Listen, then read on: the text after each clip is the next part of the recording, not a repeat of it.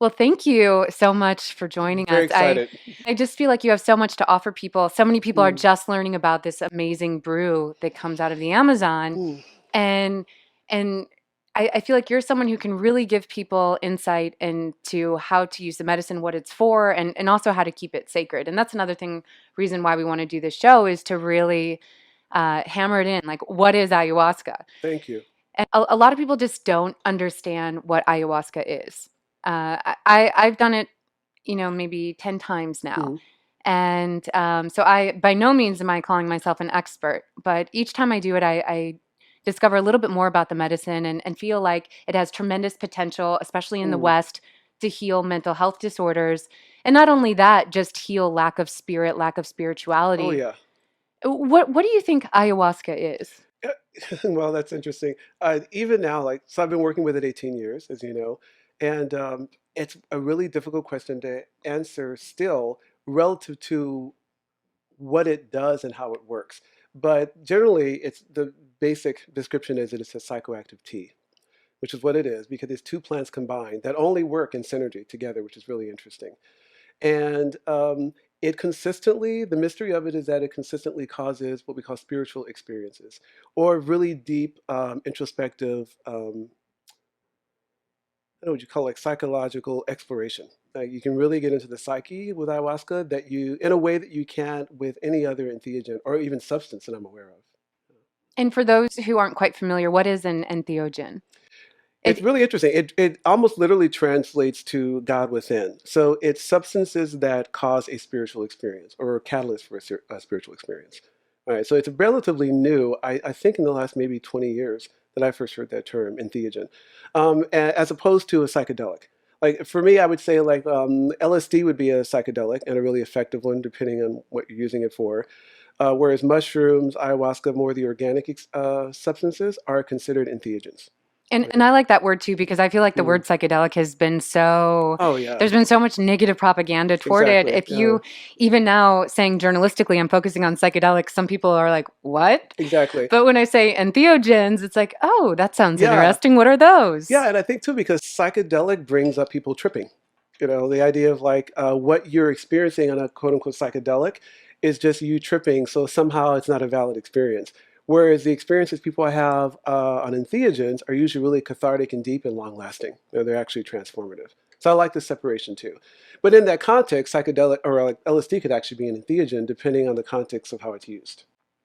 And so, how is ayahuasca made? I know that somehow Yeah. the natives in the Amazon figured out how to combine these two Yeah, plants it's out of miraculous. thousands and thousands of plant species. They weren't experts, Hmm. botanists by any means. And so, can you describe for us how ayahuasca is made and how the heck natives figured out how to make this? You know, that's the big mystery, but it's really fascinating. A group of anthropologists early on contacted a lot of separated tribes, you know, and asked all the shamans, so how did you know to combine these two plants? And in every case, they said the same thing: the plants told us, right? And the interesting thing about that to me is it's like, you know, what came first, the chicken or the egg? Because when you're in an ayahuasca experience, particularly in nature, you could actually see someone like walking around and having the experience of a plant talking to you, right? And I kind of think, well, that makes sense. But they weren't on it when they discovered that. Yeah, so a good friend of ours, he leads ceremonies in the Santo Daime tradition, and that's an ayahuasca church out of Brazil. He was telling us a story about like biophotons and how at night in the jungle, plants actually are kind of illuminated. And he says, and given how sensitive you become in ayahuasca, you know, and other entheogens, because they were doing other kind of ritual ceremonies there, for him, it kind of made sense that you're so sensitized to nature living in the jungle. He said you probably actually could walk around, and if you're looking for a particular plant for like a healing modality, that it might speak to you. But the interesting thing about that, there's new research that shows that the predominant healing modality in the rainforest is purgatory. It's finding plants that will cause you to purge. Like if you get poisoned or sick, you want to be able to get it out of your body quickly. And the at least the Psychotria viridis, what they call the female aspect of the ayahuasca tea, looks like a lot of those plants. So there's actually some speculation that most likely they were looking for healing plants and stumbled, oh, take this one, it'll make you purge. And guess what? You also tripped for 12 hours. so, so it's a speculation that maybe that's how it was kind of discovered. But the fact that they combined the two, though, is still pretty miraculous. So ayahuasca is made by it is a brew. Yeah. It tastes I compare it tastes like stale coffee mixed with cough syrup, something that it Yeah. instantly what would you say, Tony? It I've kind of told makes you want people to it's kind gag. of like molasses mixes meets vinegar. I don't know. You eat them together, but that depends on how it's brewed. I've had brews that are really closer to literally like honey, and some Mhm. that are really vile, like vinegar, and you can barely get them down. And it's this thick brown substance. It's Most made often, yeah, and it's made by combining the chacruna leaves often right. or a plant that contains DMT with the Hmm. ayahuasca vine, Yeah, which is the MAOI. Banisteriopsis And caapi, right? you know the scientific terminology better than I've I do. had to. Yeah. And so that allows the DMT to be absorbed by your body, which then sends you on this incredible trip. And something that I Yep. think makes ayahuasca so fascinating for so many people, including myself, I used it Mm, for a lot of healing, not only spirituality, mm, but also to kind of process traumatic events that had happened in my life. And what I felt like the ayahuasca did was actually get into my brain and my subconscious and release trapped memories, yeah, literally. and then I was able to process them. And Hmm. I think that's what's so fascinating about this brew and what makes it so applicable to being able to heal people in the West, because we just don't have many outlets to purge this trauma. Precisely. So many of us are walking around carrying this bottled up trauma with us. What ways have you seen ayahuasca heal people or even heal yourself? Such a big question. We could spend all day just talking about that. But the short answer is very similar to what you're talking about. It is very fascinating that, and maybe it's also because of the ceremony, because we know it has the ability to do this. We've probably tailored the ayahuasca ceremonies to some degree so that they can actually, it'll be a catalyst for these experiences. But the most common experience and the thing I've most seen healed in ayahuasca ceremonies are depression, and any kind of trauma related, either illness or, well, mental or physical illness related to trauma. And it does it mainly by doing exactly what you just brought up. Somehow it very safely brings people back to the original trauma or back to the origin of whatever the dis-ease is. And you're actually able to move into that space in a safe way and process it. And the beautiful thing about, I think, entheogens versus psychedelics, drugs, tripping, is that it's a lasting effect. When people say, oh, well, of course you had that experience, you were tripping. Like, no, not true, because the next morning at least with a ceremony that has an integration period. I've had people just recently, actually, a friend shared with me that at an ayahuasca experience she was at, that she went because she was on her last leg, with depression. It got to the point where she was barely able to function, and she was on all the drugs and various dosages of those drugs. And she finally thought, okay, I'll try this ayahuasca thing. And it's now been 6 months, and she's been completely off all medications and back in the swing of life. And for her, she says, I'm healed. Yeah, so she's a complete, I don't know, cheerleader now for ayahuasca as a healing modality. It really is Mm, fascinating. I think so many antidepressants, the prescription ones, they're mm, kind of putting like a band-aid on the bullet yeah, wound. They yeah, don't actually get in and address the trauma. It's just fixing the symptoms. precisely. Whereas even for me personally, and so many people you've interacted with, Tony, it really gets in there and purges this trauma. One time I was on ayahuasca and my parents had had a pretty traumatic divorce when I was a Mm, kid. I mean, it was pretty. It was tough to witness as a child, and I didn't right. realize I had absorbed so much of their Mm, fighting. And one of the first things ayahuasca did when I was on it was bring me back to that moment when I was a kid, and I started processing memories of my parents fighting yeah, when I was 4, and I didn't realize that I'd been carrying that baggage with me exactly. my entire life, which led to anxiety later in life. And when I was able to process that and woke up the next morning after my ayahuasca experience, I just felt like a tremendous Liberated, amount yeah? of yeah. Yeah, I just felt literally. like my heart had been open and these bricks had been taken off my shoulders, and it was just so fascinating that journalistically I knew at that point I'm like people need to know about this medicine. It can help so many people who just Yeah. feel like there's no hope. It's amazing, when I got introduced to ayahuasca 18 years ago through the Santo Daime Church, which is again the ayahuasca church that started in Brazil. And Fred invited me to participate in one of those ceremonies. And my first thought, I remember like the weeks following the ceremony, it was really powerful. But I thought, well, this is really awesome, but I don't want to keep doing this because I'm concerned about my psychological, and mental well-being. And a lot of people have that concern, but shortly thereafter, I read a study that they had done in Brazil, which was part of its legalization process there. And they researched people that had been drinking like regularly, like twice a month for like almost like over a 30-year period.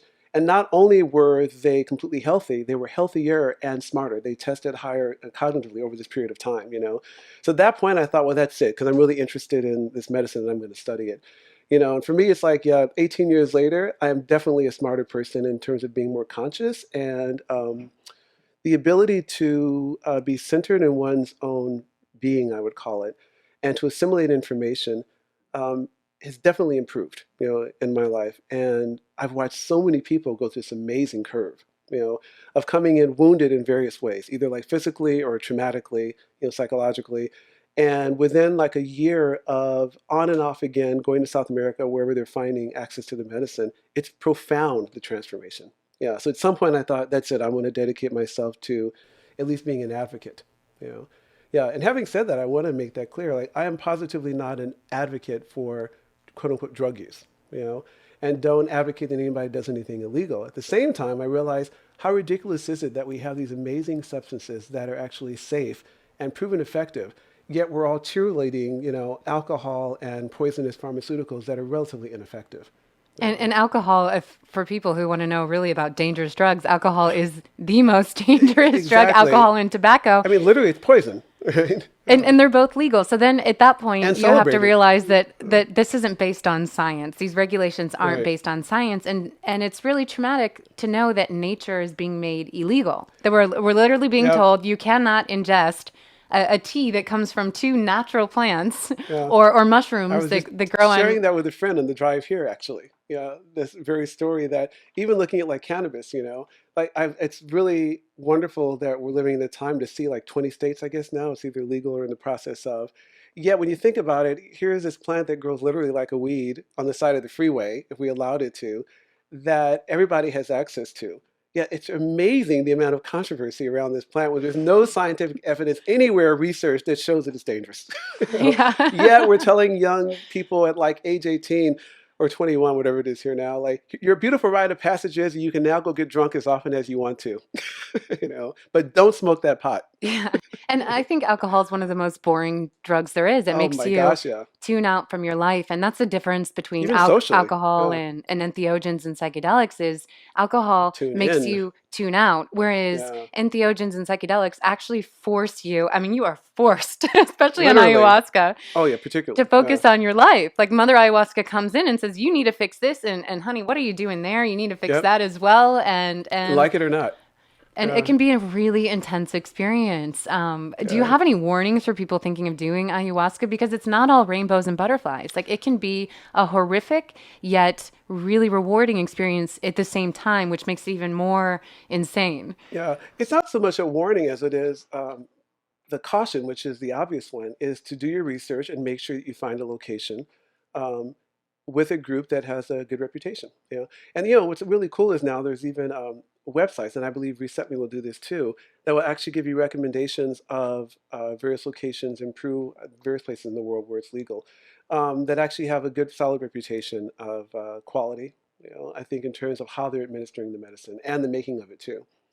And yeah, I feel that's one of the reasons I wanted to do the podcast was particularly in the African American community, is to bring ayahuasca kind of out of the closet, even though it's becoming very popular, as you know, in mainstream media. At the same time, I meet people all the time that go, "Aya what?" That's like the big joke. Is we actually have this T-shirt in our community that says "Aya what," you know, and I just feel like, gosh, the more I have met so many people that are suffering from various ailments that I know from my experience they would be able to heal from if they had access legally to ayahuasca in a safe setting, which of course could be regulated if it were legalized. Yeah, I agree with you. I think it's one of the greatest human rights tragedies of this century Oh that my these gosh, yeah, medicines aren't available. You see so yeah. many people suffering from addictions, lack of Hmm. spirituality, lack of purpose Connection, in yeah, life. I mean, ayahuasca just isn't for people who are ill. It's also, I believe it can help almost everybody. If you're just stuck in a rut and you just need mm, to kind of step outside of your life to then reevaluate decisions you're making and really yeah, choose your correct path. And that's often what causes a lot of anxiety and yeah, depression when you're not on that right path. exactly. And Yeah, ayahuasca points you in that direction. just that lack of, yeah, as you bring up connection, I call it. I, it's interesting. The reason why I started advocating and being supportive of entheogens just being legalized and more widely acceptable was I was doing a lot of political activism for a while, like going to rallies and carrying signs and marching and yelling. And at this one rally in LA, I remember like we got over this overpass on the freeway, and it was the one place that the police had not kind of like, they presented themselves as, oh yeah, we're going to support your rally, your march, so we're going to have guards, posted. What they were actually doing was protecting the route. So really, only people that were already aware of what we were doing were present, right? So we were very ineffective. But we get to this overpass where suddenly we could be seen by the traffic. So everybody ran over and were holding their signs out. All of a sudden, the police were really active and like keeping us from doing that. But somehow I had this little awakening in that moment. I suddenly stopped and I thought, this is a complete waste of time. Like, I'm really glad that there are people that are active on the front lines with all the issues, humanity is facing right now. But I thought, and subsequently after that, I fell into this depression. And I was able at the time to pretty much lock myself into my house for like 2 weeks and just read poetry and spiritual texts. And, I'd been drinking ayahuasca and I wanted to understand that more. And from that, I had the most obvious epiphany. I thought, well, gosh, actually, all of the problems humanity is facing are stemming from a lack of connection, if you look at it really. And a lack of connection spiritually or a lack of a sense of connection to our greater environment, basically, and to each other. And I thought, so the real problem we're facing, the evolution that needs to take place, is in consciousness. And I thought, well, that's it. That's where I'm going to do my work. So for me, my work with the advocacy and support of entheogenic use is a form of activism, without a doubt. The evolution of human consciousness, my entire life shifted so that everything I do from music to working with young people is all around the evolution of human consciousness, period. Yeah, so obviously entheogens play a huge and valuable role in that. How is it that you think that, in our conversations before, Mm, you've brought up that you think that ayahuasca would be a tremendous asset to bring into the inner cities and especially in Black communities, communities absolutely. carrying so much trauma. Mm. How do you think ayahuasca could help these communities? It's such a huge subject, and we touched on this a little bit prior to this formal meeting. But I watched this beautiful documentary on the BBC. I think it's called "The Ghost in Our Genes." Yeah, and these two researchers, I think it's Marcus and Pembrey, they're able to prove. I'm very condensing this information, but their research basically shows that the trauma that our great grandparents experienced, even further back, affected their genes literally. And to their amazement, young people born like 2 or 3 generations later have the same diseases or are affected by the same traumas, basically. So that, overlapping with the work of epigenetics, that yes, we might inherit these disorders from our grandparents that were brought on by some trauma. In this case, their research like a famine that took place. But now we know that we're not confined to our genes, to our DNA. And that, and with research I did on the placebo effect, particularly at the last MAPS conference I was at, a lot of the researchers were sharing that, wow, we realize now that what's been missing from a lot of our research on things like ayahuasca is the set and setting. And one of the reasons that they're so effective is that you actually have a group of people in an intentional setting, working with a leader or shaman, in this case, ayahuasquero. The very fact that everybody is there with the intention of healing, you mix that intention and placebo effect with epigenetics and our ability to turn switches on and off. And I started realizing through my own experience, which we'll talk about, wow, absolutely, ayahuasca has the ability to take you into the trauma.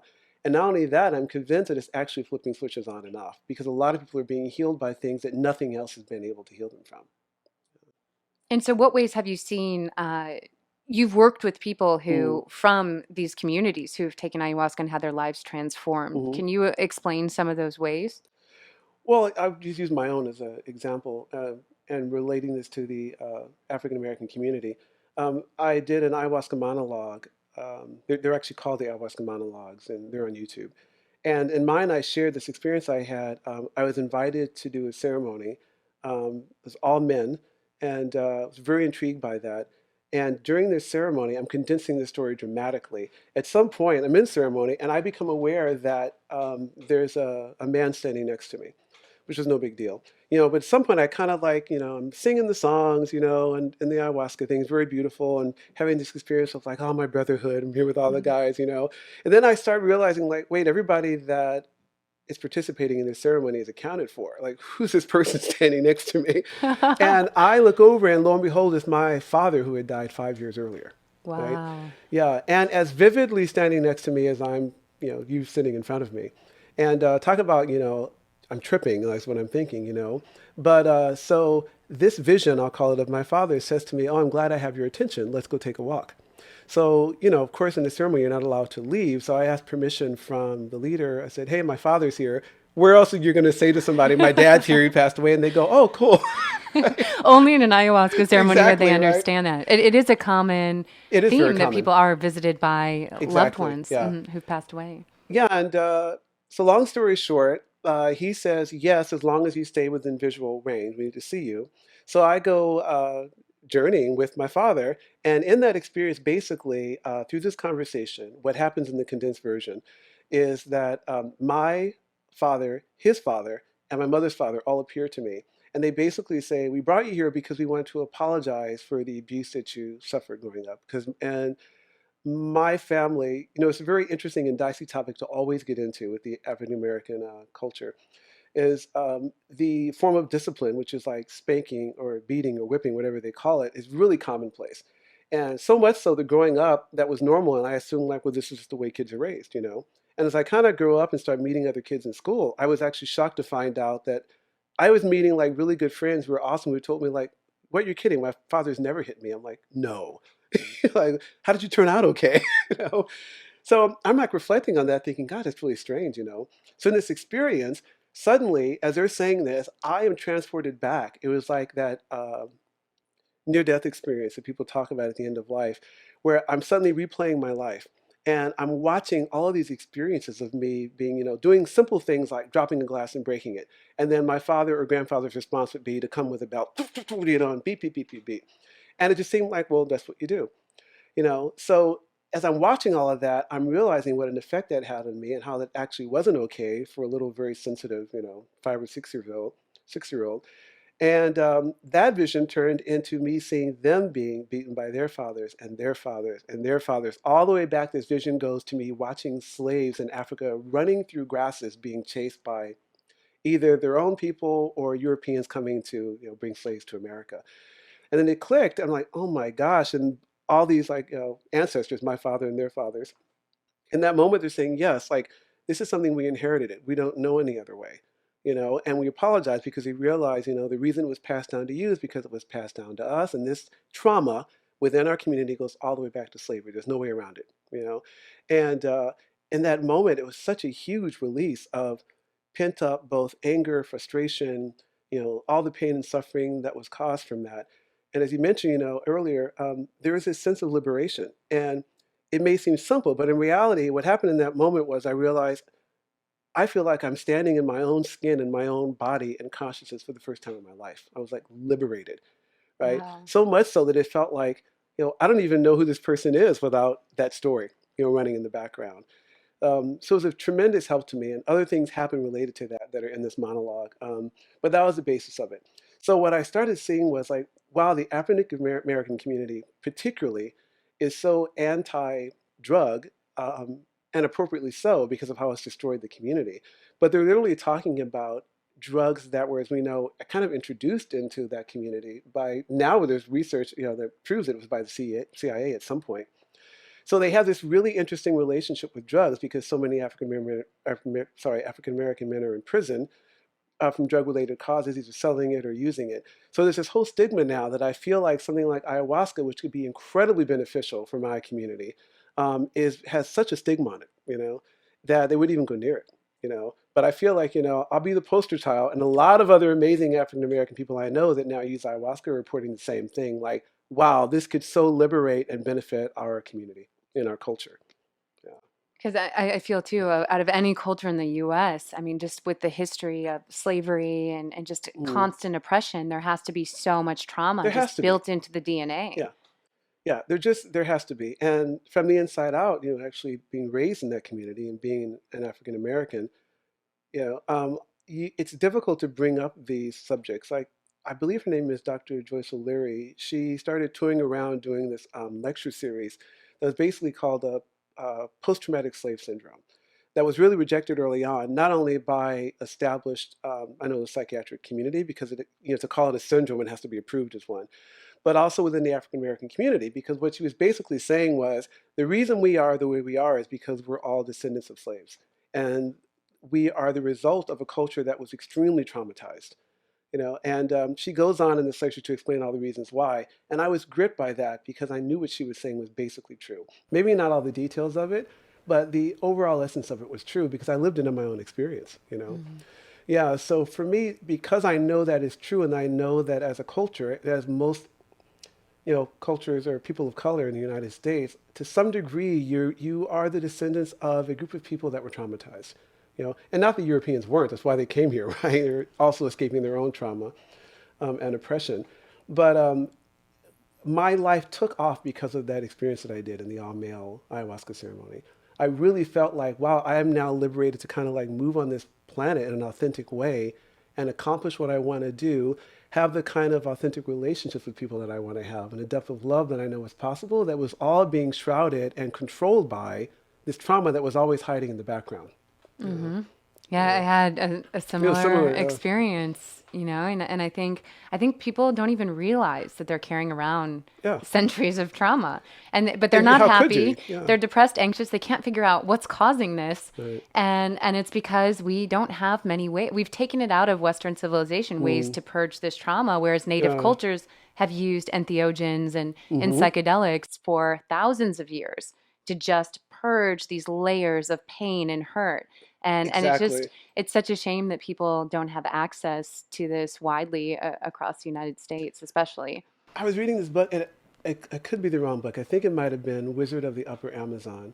Um, and ayahuasca is discussed in there, but there's some section of it, and I'm hoping it's the right book. But very briefly, this ceremony is talked about somewhere in Amazonia where once or twice a year, the whole community gets together and they brew the form of what might be alcohol now. It's kind of a beer substance, but here's an appropriate use for alcohol, right? But the whole purpose of this particular festival was that because they realized in order for tribes to survive, they all have a role and they all must get along, right? Because they've got each other's back. So this ceremony, what the shaman, you might say in this context of our conversation, would do is, okay, now is the time to bring up all of those confrontations that you've been like dealing with or hiding. So people were actually encouraged to get drunk and fight it out. It was like, yeah, this is the time we're going to do that, right? And but the point was they recognized the importance of bringing to light hidden animosities, hidden traumas, whatever it is, so that the tribe could actually at all times be healthy and survive, basically, in the wild. So I realized, these kinds of rites of passages that we don't offer, at least in any legitimate form, in Western culture overall, are, it's been replaced with like graduating high school, or yeah, now you get to go out and have your first night of drinking legally with your buddies. That's like a rite of passage in this culture. Yeah, or we send them people to college who don't even know who they are. Yeah, How are or they what they supposed actually to want to pick do. their careers? Yeah. And that's what happens. And it's considered a rite of passage. You graduated, yay. And they're not in touch with their true selves, and they end up picking these careers that aren't their true paths in life, Exactly. and then they end up depressed and anxious and unsatisfied the rest of their Yeah, lives. Like, exactly. we need that rite of passage. That's what we've taken out of It's Western crucial. culture. Yeah, it's crucial. As you know, I started an organization called the I Am Life Project, and it's a youth empowerment project. But one of its cores is basically that. We realized, wow, these amazing youth we're running into, what's missing is rites of passages and connections and relationships with elders, right? So we focus on that, on authentic indigenous rites of passages, kind of updated so they make sense, in the context of our culture. And it's had a huge impact on the youth that are participating. They're having these beautiful relationships with like Native American elders and other elders in different cultures that they've gotten exposed to. But the difference I see in them, simply from being able to go and do like a Native American vision quest, where at the end of that, you're actually acknowledged by your community as having gone through some rite of passage. Like, we acknowledge that you have stepped into another level of, let's say, maturity, right?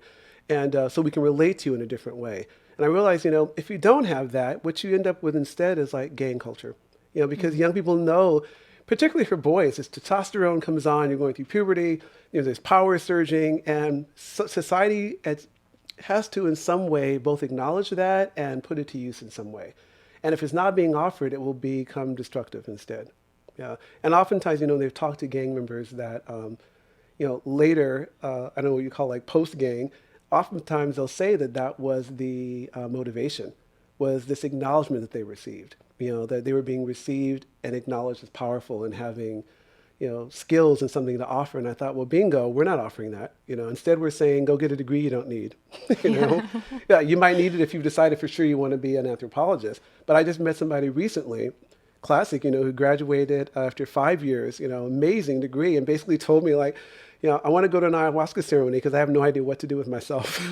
you know, And that's what ayahuasca is so yeah, beautiful in doing it. It really, for me personally, it's like laid out a map for my life. yeah, right. It's almost like it got into my mind and was just knew what I should be doing, Mm, what I shouldn't be doing, and one of those is doing what I'm doing now is focusing on ways to help people heal trauma. thankfully, The ayahuasca told me, Amber, you have this all wrong. You're just yeah, focusing on the symptoms, the wars, the exactly, slavery. and me too, early on. Yeah, Yeah, with your protesting and it's like over and over, it just kept showing me like, why are you wasting your time? The mm, core root of all of our problems on this planet are that people have not found ways to purge themselves on the individual level of purgatory. trauma. Yeah, And I think that's what's so amazing about these medicines is that they're so empowering. They teach us that you can change the world by just changing yourself and healing yourself, and yeah, you we have hear that that. power. Yeah, we hear that all the time, and even as a young man doing like social activism work, even hearing that phrase, another part of me was like, well, it's also kind of silly. I can't really change the world by changing myself.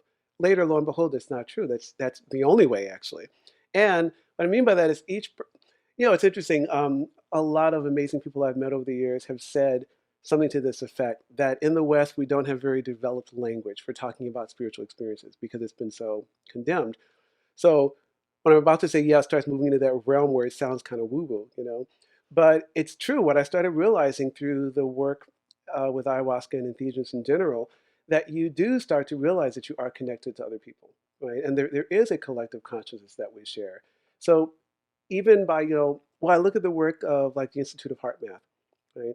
And some people find that science kind of bogus, but I'm reading more and more people doing similar work, and it basically is showing that our emotional states, on layman's terms, get encoded into the electromagnetic field that the heart produces. And they believe it's why you can tell when somebody's looking at you. Like when I walk into a room before you and I meet, these fields that we're projecting are meeting already, right?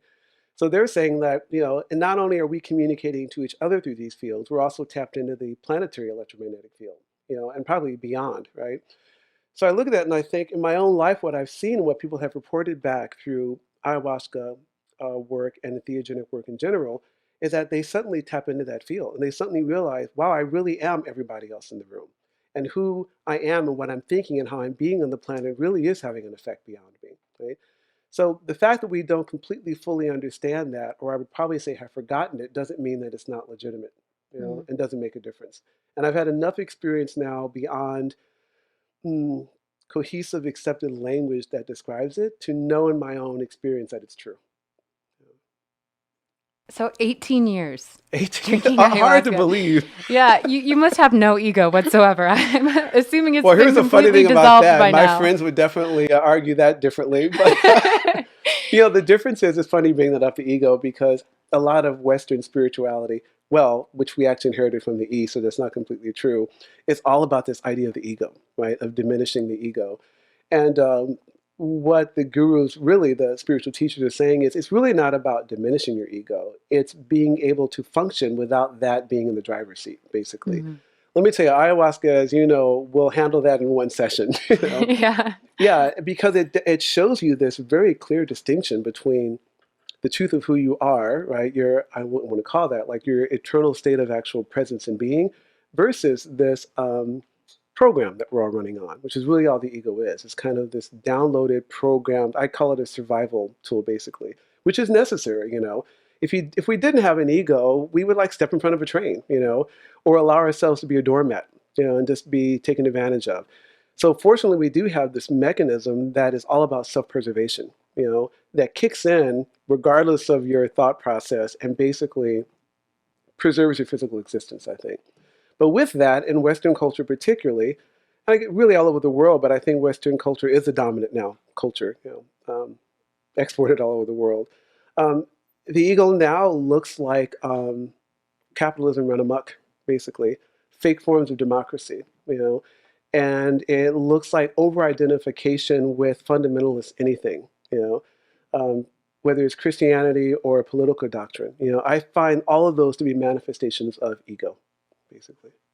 And can you tell us about, so many people write me, I get dozens of Mm. emails. What is an ayahuasca experience like? And it's almost like describing a dream after you've woken up. You can remember some things. It gets a little crazy. It's Yeah. very mystical. It's terrifying and healing.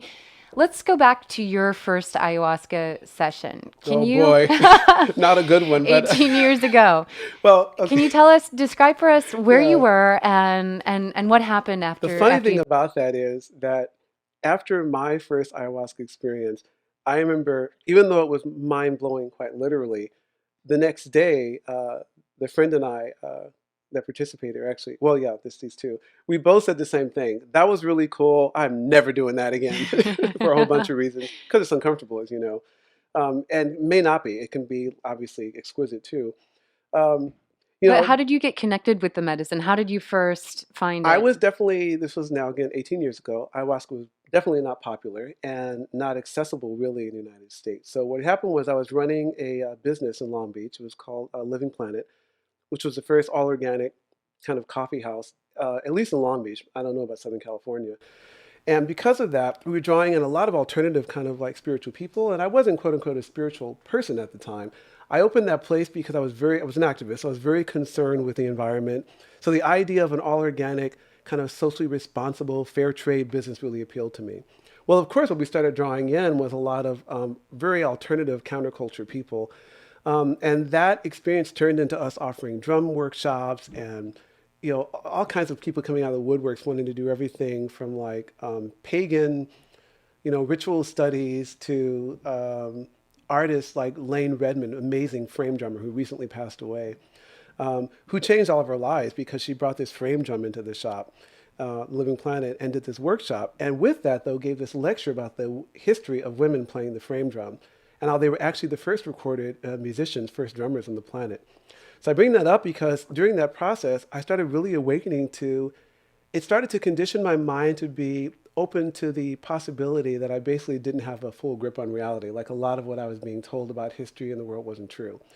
So all of these experiences primed me for this guy walking in one day and saying, hey, there's this ayahuasca experience coming up. And if you guys, it's closed, but if you're interested, I'd like to invite you. And like a lot of people, I said, "I what?" Yeah, and And it's not like you could have just gone on the internet at that point no, there was and no searched it internet. up, read people's trip reports. Yeah, You were flying blind there. That's pretty brave. completely.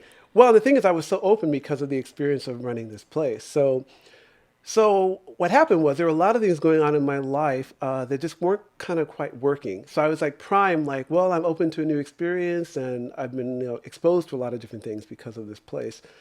Um, so what happened was really, really interesting. When I asked him, I what, he said, well, have you seen the movie Emerald Forest or Emerald Jungle? I think it's called Emerald Forest. And yeah, I had, and I love that film. And he goes, well, it's like that. So because of that, I had this idea like, oh, we're going to be in the jungle, crawling around. I'm going to connect with the spirit animals. I had this whole romanticized notion based on this film, The Emerald Forest, of what was going to happen. And what he didn't tell us was it was actually an ayahuasca experience through the Santo Daime Church, right? Which is very, very beautiful. But it was so contradictory to the story I had built up that we go to this ceremony. So you're sitting like in a church. For those that don't know about Santo Daime, it's one of the Yeah, ayahuasca religions. It mixes exactly. Catholicism It's a with Judeo-Christian ayahuasca. religion, basically, syncretic. Yeah, predominantly Judeo-Christian with ayahuasca and, Yoruba, Candomblé, like all these different elements of Amazonian slash Afro-Cuban religions get kind of all mixed in. It's beautiful because of that. But definitely throughout it, you're hearing Jesus, Mary, and Joseph. And if you're a Catholic or a Christian, you'll be perfectly at home in the Santo Daime So how did ayahuasca you feel experience. sitting at the church? They give you the brew. Yeah, so here's the thing. I've got this jungle story in my head, and we go into the ceremony, and actually there's like a cross on the table, and all the people leading have little like uniforms on that they call fardas, and they start singing these hymns, and well, we drink, and they're singing these hymns, and they're playing these, they call maracas, shakers, and cans, so they're loud. And let me tell you, I was crawling out of my skin. I hated every minute of it. I'm like, those high shrill voices, these crazy can sounds. And really what was happening was, my first thought was, oh, I thought I was going to this beautiful jungle thing and I'm in a cult. So I had this whole story the whole time, like they're trying to control me. So I wasn't open to the experience. But what ended up happening, condensing this experience, was I wasn't feeling anything. And I was convinced that everybody around me was like faking it. So at some point, I actually leave the ceremony and I find a phone somewhere in this setting. I don't know how I did that. And I call my friend and he goes, "What are you doing calling me in the middle of a ceremony?" And I go, "Oh, dude, this thing is totally bogus. Nothing's really happening. There's all these people upstairs faking this experience and I wasted my money." So one of the facilitators comes down and goes, "What are you doing on the phone?" And I'm like, "Oh, here come one of the Nazis." My exact words. So long story short, he brings me back upstairs. He goes, "You should really have a second drink." And I'm like, "Oh no, here we go." So I stand in line, have the second drink, purely out of exasperation. I'm so over this experience that I finally, the surrender moment, however it comes, I cross my arms, which you're not supposed to do for reasons I'll talk about. And I finally just kind of collapse into my chair, right? My head explodes. And in that moment, finally, I have this first ever, because here's the funny thing about me, no, outside of smoking pot occasionally, had done no experimentation whatsoever with psychedelics. So I wasn't even familiar with altered states of consciousness outside of smoking marijuana. So for me, it was a mind-blowing experience just for that alone. And it was this beautiful visionary state that unfolded that the details wouldn't make sense to anybody but me. But the funny thing about that was at some point, purely like ego kind of like wanting to hide, I get on the floor kind of, I find out this later, and kind of crawl behind my chair because I wanted to purge. And I'm thinking like, oh, I'm going to purge so nobody hears me. And in my head, I'm thinking to myself, oh my gosh, I can't believe I've been such an asshole. I am such an asshole. So the next day, my good friend Sonny goes, "Oh, no, no, you were saying that out loud." I was like, what? Blown away. But that was the beauty. What happened was it was my first ever experience of really being confronted with my ego. So the fact that it exposed me in that way ended up being the actual best medicine for me. So that's why later I said, that was really cool. I'm never doing that again. And I'm convinced that it's probably bad for you and will make me crazy, right? Well, the funny thing was during that experience, the predominant thought in my mind as I'm having this other multidimensional time travel experience was in the background, I kept hearing myself say, "Oh, my poor mother, she's going to be so disappointed. I'm going to be one of those people now that just wanders on Venice Beach, mumbling." Because I was just ignorant. Like I had really, like all of us, and from what I understand, you too, I had really bought into the story that psychedelics were just bad for you and that I was going to be crazy and mentally deranged. The absolute opposite was true. Yeah. And so you're sitting there, you're getting these visionary experiences. Can you, it's hard to describe, but can you describe for someone who hasn't tried ayahuasca before what those experiences are like or these visions were like? It's one of the, as I said earlier, we don't have a really evolved language for talking about these experiences. But one of the things early on that I questioned about ayahuasca and all entheogenic experiences was I thought, this is my mental stuff at the time thinking, if these experiences are authentic and what I'm experiencing is quote unquote true, then why isn't everybody experiencing the same thing, right? And what I later got through an ayahuasca experience and through work with like Joseph Campbell, Carl Jung, was we all actually have our own kind of mythic landscape, right?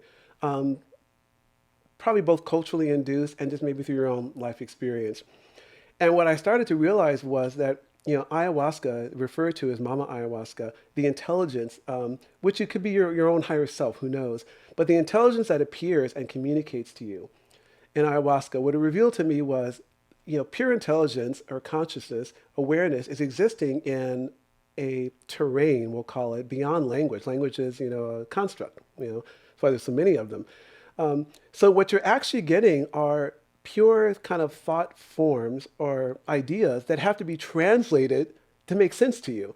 So I start because what happened was I realized after this one ceremony, once we this new idea of integration started coming into ayahuasca ceremonies where there would be like sharing circles afterwards, right?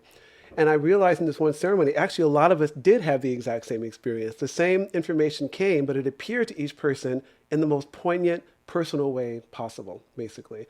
So for me, I was having these amazing visions of like um, this huge row of like choir robes lined up on into infinity. Now I come out of a Southern Baptist background, so that was really a recognizable image to me.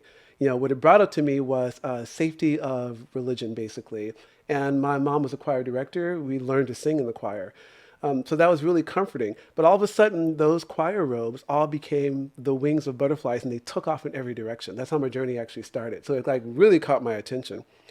And from that, basically a lot of beautiful, this like pantheon of beautiful, mythic, kind of archetypal images that basically through just through imagery unfolded a whole story that started to reveal myself to myself, basically in terms of like how I came to be who I was and how I was kind of constructed, basically. Which is why at some point, as it kind of finally caught up to present day, and I was looking at my behavior within my community and my close friends, I started saying like, oh my gosh, I have been such an asshole and didn't realize it. And that's how I ended up crawling around the chair saying, you're such an asshole, you know? But I was saying it from a really affectionate place, like, I had no idea I was being an asshole. And that's the beauty of psychedelics is Absolutely. because you get in that train of Self-reflection. thought and you don't Yeah, even realize you're doing things or harming others with your action. exactly. But psychedelics definitely will let you know Well, what's yeah. up. You know, interestingly enough, years later, I met my first, what I would call like, again, the language in the West, first real like profound spiritual teacher. Not from reading books, everything's like teaching you, but I met Gangaji, who comes out of the Advaita tradition of non-duality, non-dual teachings from India. She's Western. And I got introduced to this concept of self-inquiry. And within the Advaita tradition, what they say is, you know, when you reach this level of spiritual study, it's considered the last teaching. It's the last study because basically you transcend the need to be in a study outside of yourself. The whole study is self-inquiry. It's actually looking within and looking at your own experience and being able to trust that just through observation, right, and tapping into this really present state of awareness, you can actually see exactly what's going on in any given moment in a situation. You can actually look at the world and you know, trust yourself to analyze what's going on around you and be able to cognize that in a way that makes sense to you, that you could actually do an analysis, basically. Um, I'm, I'm very westernizing these teachings. But I got that through ayahuasca. I started to understand like it actually all is about self-inquiry, you know, about really going into the self. It's through yourself that you can connect with the rest of the world, that you can um, in my case, look at all the quote unquote problems in the world that I was trying to solve through protesting, which is basically reacting. And then I want to qualify, we definitely need protesters. I love that there are people on the front lines bringing our attention constantly to these problems. The problem with that is that they all know too is that it's not an effective tool overall because what we're always doing is like, you know, problem reaction, problem reaction. Just pointing at the symptoms over and over Exactly. and I go over. symptom, symptom, symptom, wrong, wrong, wrong, wrong, wrong. You know, I go, and I thought that's fine, and I appreciate those folks, but because I am somebody who's capable of, you know, actually making a difference, as I started to see myself, where I want to go is to the front lines, like the real front lines, and to me, the real front lines are consciousness. You know, it's no way around it. It's evolving consciousness. So, One thing that uh, fascinates me and I think terrifies some people mm. are the purging process Yeah. of taking ayahuasca. And Glad you that's, brought that up. yeah, and that's what makes, I think that's what makes it so ridiculous when people say that ayahuasca needs to be Schedule 1 and can be abused because it's non-addictive. It's proven to actually increase serotonin levels in the Absolutely. brain. And when you're on it, it would be impossible to go to a club or just hang Oh out with my your gosh. friends It is so not a recreational substance. It's ridiculous. because you're getting sick for some people Yeah. out of both ends pretty Everywhere. violently. Yeah. You know, ayahuasca works as a purgatory, meaning it causes you to purge. The most dramatic form is, you know, actually like vomiting, you know, or like in either end. But people also purge emotionally. They're sweating in ceremonies, crying, laughter. Some people start laughing and can't stop, you know. But then later, when they explain what they're experiencing, that was their purge. It was a cathartic experience of this uncontrollable laughter. Maybe that's been suppressed for years, who knows? But it's definitely working, at least initially, by allowing you to purge whatever it is that is the source of the dis-ease. And I say that really carefully because people are being healed by physical ailments as well. But through my years of working with the medicine, all of that always ends up being connected to going to the source, as you brought up earlier, of whatever is the impetus or the cause of the dis-ease. Yeah. And some shamans call it getting well. And Oh so, yeah, when we you would call it purge, you getting get sick. well. Yeah, yeah, mainly because you're so nauseous and just uncomfortable by the time that happens. You're so grateful when the purge finally happens, in whatever form it happens. It's like, oh my gosh, thank God, you know. And then suddenly, though, for most people, the purge is kind of the the apex of the experience in a sense, because everything's been building up to that. And then finally you purge out this thing, and then you're just with the medicine and the ceremony in such a beautiful way because you're no longer processing or fighting this discomfort, basically. Yeah. So that's why it's called getting well. You suddenly feel like, oh my gosh, yeah, you feel fantastic, I know. I found it phenomenal that the next day, after violently vomiting an Mhm. entire night, I just felt great. Yeah, Like I could exactly. go run 5 And it's miles, so counterintuitive. I mean, again, it's like that ego thing. Like naturally, it's going to kick in and tell you, "Hey, your heart rate is slowing down or speeding up, or your breathing is getting shallow or speeding up. Hey, you feel sick." So you're getting these signals from your brain, your ego, telling you this is not good for you, Mhm. right? So you should do whatever is necessary to get out of this experience because it's probably going to kill you, right? And what you realize is the opposite is true. Suddenly, yeah, when the purge comes, all of that is blown out the window, and then you sit there in this space of like, oh my gosh, it's like for some people, in my case, definitely the best I'd felt in my entire life.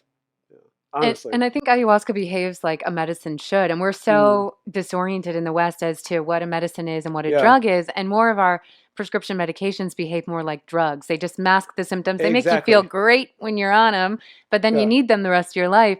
Whereas like the ayahuasca experiences can be a little bit hellish, but then the next day you wake up feeling great yeah. and you don't need it And anymore. most people are unwilling. It's so fascinating to me. And again, I think it's part of how Western culture has developed. Void of and actively stamping out these ritual processes of catharsis, right? Of voluntarily going into uncomfortable situations so that you can benefit on the other side of that. And I think it's probably just a product also of just capitalism slash materialism, this idea of constantly let's buy more things to make life more comfortable. Don't go spend your money or your time investing on something that's going to be uncomfortable, even if it's good for you. And then you brought up the thing with pharmaceuticals. The big joke to me is like the vast majority of them, at least the ones you can buy over the counter, you read them and it just common sense is telling you, it's saying very clearly to treat symptoms of. None of them say we're helping you cure anything, with rare exception, right? Yeah, so all they're doing is basically giving you relatively ineffective ways and poisonous and toxic ways of dealing with the symptoms of the actual thing that you want to heal. So I find that really absurd.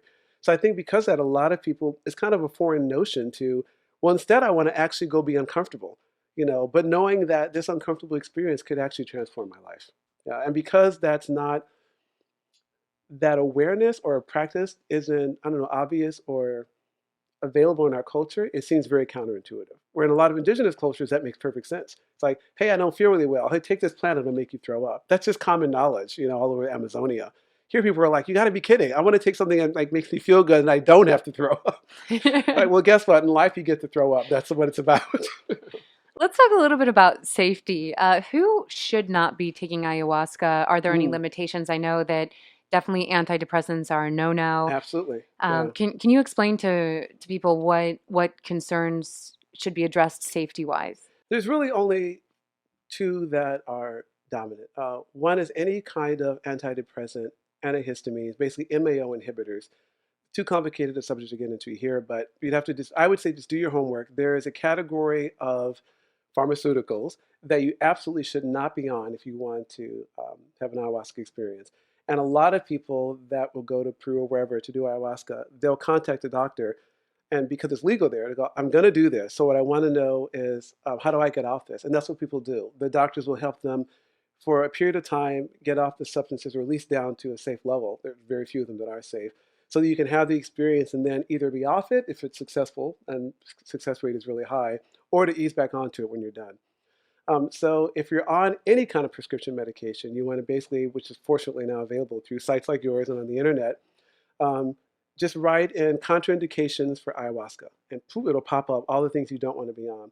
The other category of people are, this is the jury's still out on this one actually. When I talked to one of my mentors, Neil Marshall Goldsmith, I contacted him once about a young man that wanted to travel to do an ayahuasca experience, who I thought was a little questionable psychologically, put it that Mhm. way. And I contacted Neil, and he said, this is what we know, or what we think we know, to quote him directly. Ayahuasca does not cause psychotic behavior, but it can trigger it if you're predisposed to it. But then the jury's out on whether or not that's bad, because um, if it's going to come up anyway, and the onset is usually around the age of 27, ironically, this young man was 27. That's for like Yeah, schizophrenia or schizophrenia, things like. uh-huh. Well, he actually said schizoid behavior was his exact Okay. word. He said it doesn't cause schizoid behavior, but if you're predisposed to it, it may trigger it. And not in everybody. But then he says, maybe that's the perfect place. If it's going to happen anyway, in the context of a legitimate quote unquote shaman or facilitator, and over a period of time, which is exactly what has transpired, by the way, for this young man, sure enough, his schizoid behavior was triggered. I was very concerned about it. But rather than, which I couldn't do anyway because he's an adult, his family contacted me and said, hey, our friend just got back from wherever he was traveled to do this experience, and we're concerned about his behavior.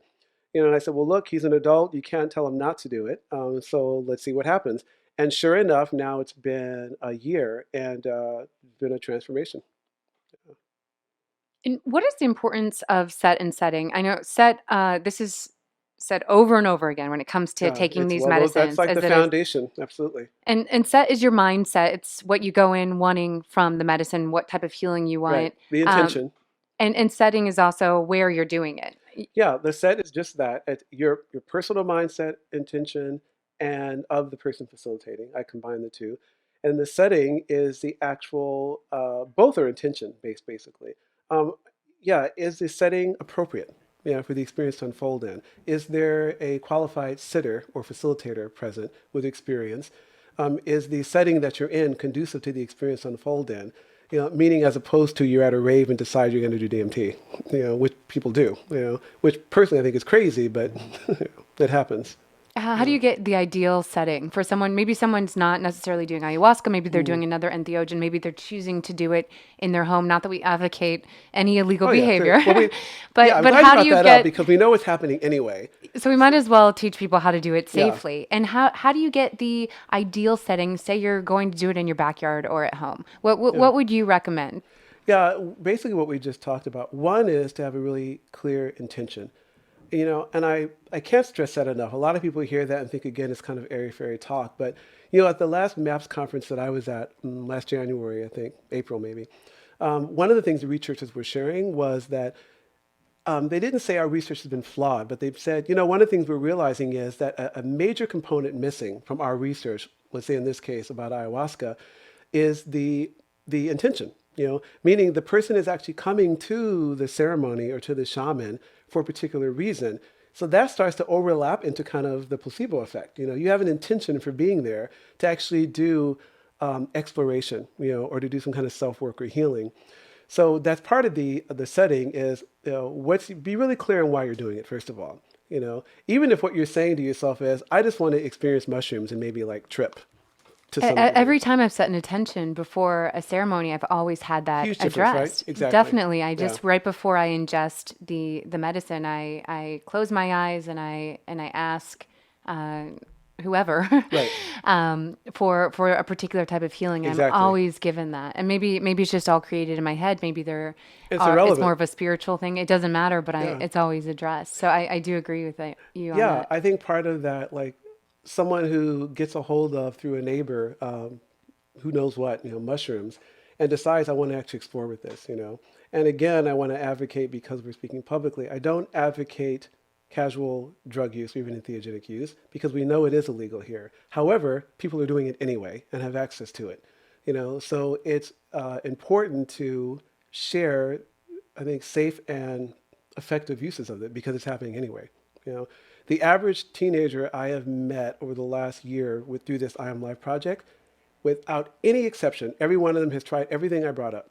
Yeah, and some of them in not very healthy situations at all. Right. So I think it's really valuable to, as we talked, just come out of the closet with the fact that it's available, people are doing it, and the opportunities and potentials are being missed because it's so taboo and being oppressed. Right. So this backyard experience, we'll call it, one is to have a clear intention of why you're going to do it. Two is to have a sitter, someone who's experienced that can actually, what we call, hold space for you, so you can go on your journey and can be there in case it goes awry, because it might. You never know. So that And would be like a friend or family member who could maybe yeah, answer the door if the yeah, doorbell rings, yeah. or Or just like, okay, you're going to go on your next 6 hour experience. I'm going to make sure you're safe. So if you're going to hang out in the backyard for 6 hours and commune with nature, whatever your intention is, having somebody there that knows that you're doing it, that is not on the same substance, that is completely, sober, we call it in default reality, and can basically, we call, hold space, meaning they're going to look out for you and take care of anything, quote unquote, linear that needs to get handled so you can have this experience. And also, there's a sense of safety in that too. You feel much more comfortable going through the more possible difficult passages of an entheogenic experience if you know that somebody's there, like, watching over you. So that's really important. Of course, the other is safety, making sure that whatever it is you're trying comes from a reliable source to the degree that you can do that. And most importantly, again, back when I started this journey, information wasn't available like it is now. Now we have, like, the vaults of Irwin and other, well, eventually Reset Me, I guess, where yeah, people that's can actually, erowid.org, Irwin, erowid.org. It's a Irwin, yeah, fantastic site to go on to if you want to fantastic. look up trip reports, you want to find out about a Hmm. particular substance, anything Yeah, and psychedelic related. yeah, and I love that site because it's so fair. They give you the DEA's take on it. They give you the researchers' take, results of research, very impartial. But then also a lot of is, anecdotes, people that are just saying, "This is how I did it, in what setting, and what happened with me, and what I learned," which is really an amazing resource to actually have, outside of the clinical research. So for me, that's most important. Do your homework, find out everything you need to know about the substance that you want to experiment with, and yeah, just be fully informed. The other thing about that is because you'll be a lot more comfortable and secure knowing that you've done your homework and you understand the arc and the effects, basically, of the journey you're going to go on. How is it that you've seen? I think what's fascinating about ayahuasca is that it's Mm. definitely leaving the jungle. Oh we, boy. even in just my year of studying it and working with the medicine, I've seen it really spread Yeah, it's huge. across the world. How have you seen it leave the jungle and spread into Western communities? It's amazing. There's this concept now, we're all dealing with people within the entheogenic community, advocates for their rightful place, I think, in Western culture, well, global culture at this point. This phenomenon we're calling ayahuasca tourism, which initially just referred to all the Americans that flocked to South America to do ayahuasca, rightly so. But because of that, it spurred this whole I don't know what to even call it, like, market there, where you can get off the plane. And it used to be, get bracelets, get, feathers, get llama skin, whatever. Now it's like ayahuasca, ayahuasca in every corner, right?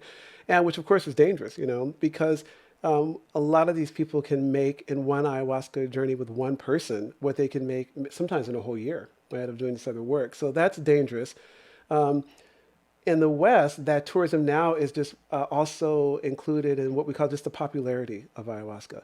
There are so many articles now, like LA Weekly, a lot of them, reporting on ayahuasca, it's showing up as scenes in films, and not very favorably.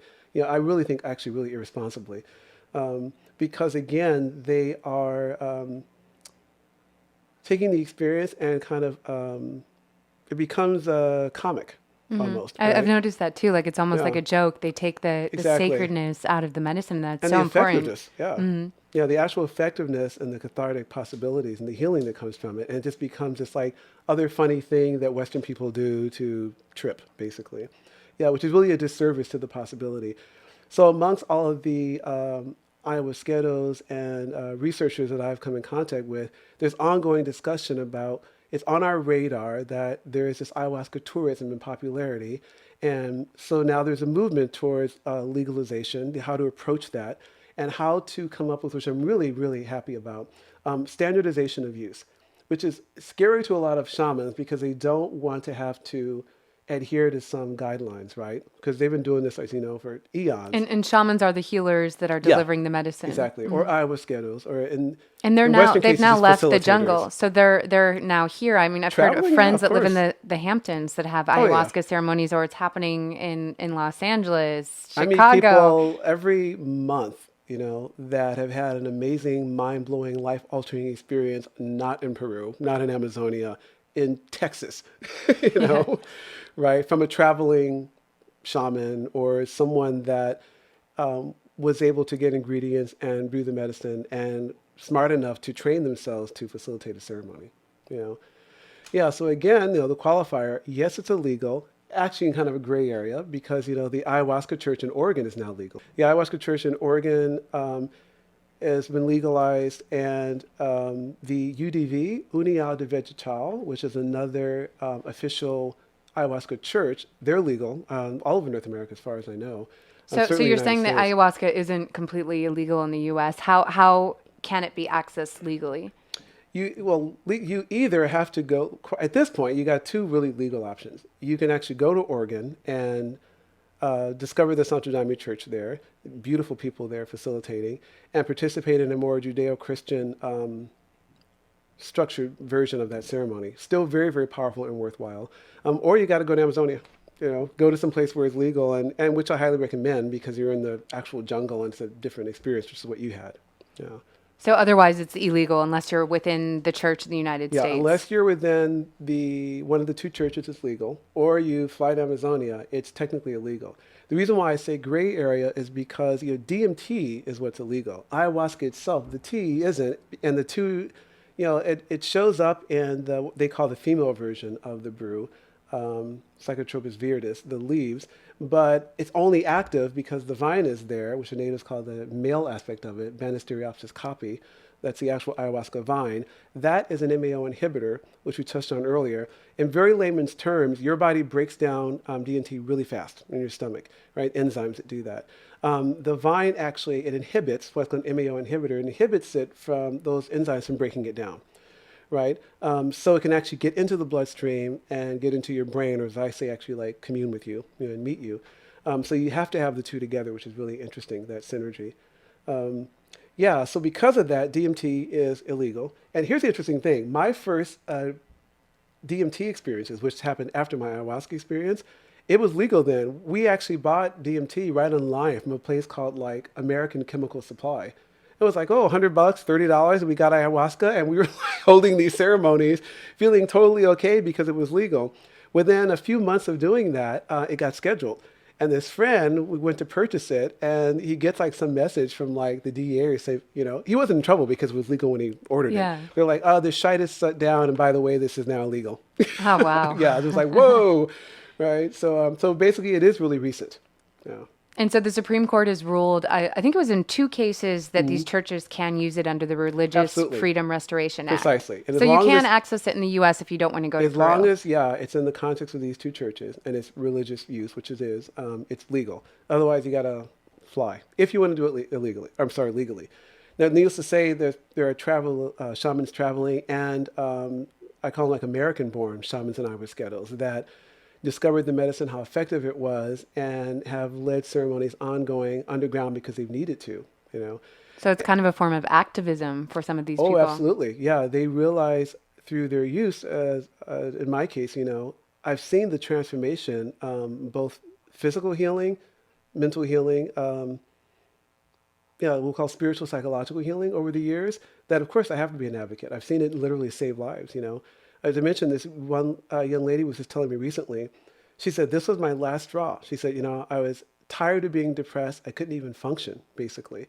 And she said, this medicine saved my life. And I haven't used that term yet. It is a medicine. We haven't touched on that. Ayahuasca is all over Amazonia and all over the world, in a lot of places, considered a medicine, which is what it is. That's why it's so fascinating, this whole conversation even about it being a psychedelic or an entheogen. It's like, for hundreds of years, some people say thousands, we don't know if that's true or not. It was used as a medicine, mainly for physical healing. You know, the some of the research shows that ayahuasca being used as a cathartic medicine for like spiritual exploration or healing really kind of synergized with Western tourism. You know, prior to that, people were going to shamans and drinking ayahuasca because they had tumors or like illnesses, or what they called kind of like psychological disorders that the culture would interpret as like witchcraft. Oh, well, that person has really ill thoughts about you. Therefore, they're sending what they would call spiritual darts at you. So we're going to like remove that, right? Didn't matter, it worked, right? Whatever terminology they were using. Yeah, so for me and the group of people that I associate with and know, is really advocacy comes from knowing that we have this incredibly valuable, effective medicine, that doesn't have side effects. It's not harmful. 18 years later, I'm proof of it. And yet at the same time, it's illegal. Yet, as we talked about, you can go buy things that will kill you over the counter if you don't follow directions carefully. It's literally a form of what I call I don't know, like I'll just say craziness, that well, it's pathological that I think A runs through symptom of Western this culture. insanity. Yeah, it's actually the best word. It really is a symptom of the insanity that over-regulation mixed with capitalism has created in our culture. And I think that's one of the things we want to do with reset.me is really take this conversation out of the closet. Because Absolutely. so many people are doing these medicines. You might as well give them tips on how to do them safely, how to get the most out of their Right. experience. And also just give hope to people out there Yeah, who feel like there aren't any medicines or any solutions so that they know there's one more step you can try absolutely. before you give up. There's another step to take. And Yeah, and this, yeah, I don't want to come across in our conversation as being like anti-Western medicine. Needless to say, we've made incredible advances that have saved lives, and there are medicines that have saved lives, including I met a young man who went to Amazonia and was able to get off of his antidepressant medication, which he was really grateful for. However, it was anti-anxiety, I think. But he told me, he said, "Bud, he goes, I have to tell you, I am so grateful for that medicine because at the time that I was having these uncontrollable anxiety attacks, that saved my life. It's just that I wanted to get off of them, right?" So I think for a lot of people, it becomes kind of like your last hope. Like you've tried everything else, you've tried the conventional things, and there is something else available. And for that reason, it needs to be available. I would hope eventually it could be a first line of defense, but at the moment, I'm okay with it being like your last ditch effort. Thank you so much, Tony, for coming Thank on the you. show It's today. such I an think you honor. were such a wealth of knowledge for our listeners, especially people who are curious about this medicine and Yeah. potentially thinking of making the trip down to Peru or Mhm. attending one of these underground ceremonies. How can people find out more information about what you've been up to and really follow your work? I'm glad you asked, and this is the reason why. Because everything that I now do, obviously, I can't, offer ayahuasca because it's illegal here. But the knowledge of it, certainly, I can. But it was through my work with ayahuasca that I started to develop through insights in that the kind of work that I'm doing. So I'm predominantly a musician, as you know. I sing and write music, and I perform with a band called the Love Amp Project. And we started that based on what we were talking about earlier, this research, amazing, through the Institute of Heart Math, that is showing that we're connected through these electromagnetic fields of our heart. And we kind of felt like, gosh, love is such an airy-fairy kind of toss-away concept in our culture. So we thought, through music, we're all artists, let's take that message out to people in a way that's really accessible. So because we were artists, that was a logical way to do it. So although now that project, the Love and Project, has actually it's become synonymous with a band itself. All of our performances, events, music is all around basically promoting this concept, this research. We bring it up in every performance. The other, as I mentioned, is the I Am Life Project, which we're really excited about. That's a youth empowerment project that focuses on two things: interconnectivity, um, the whole concept of that and what it means to be connected, both scientifically and spiritually. And with that, the importance of bringing youth back into good relationship with adults and elders. So we're taking 3 or 4 young people this October to meet the Shipibo and the Yawanawa tribe in Amazonia. And then the following year, we're taking 20 youth, mostly inner city, to meet the Achuar people through the Pachamama Wow. Alliance, yeah, to Amazon. Yeah, and that's not to do ayahuasca, although that might happen there. It's really about bringing them into direct contact with indigenous people in Amazonia so that it's not some foreign abstract concept. They're actually meeting these people, sitting in conversation with them, and basically coming up with ways to solve problems that we're mutually facing. And so, what are your websites? What are the websites or pages people can go Yeah, to both find out more have information? websites under those names, the loveandproject.org, or on Facebook as LUVAMP yeah, thank you for bringing that up. We spell it LUVAMP, dot one org. word, loveamp.org. Okay. And the other is I Am Life. We spell it I.am.life. On Facebook, it's spelled that way. And the website, like Reset.me, is actually gestating, but the page is up for it. And that launches in mid-May with some really exciting content that we're excited about. Yeah. Awesome. Well, thank you, Tony, Thank and you. best of luck along all your journeys. And we really appreciate you sharing your knowledge with us today. I'm really grateful for the opportunity and thank you for the work you're doing.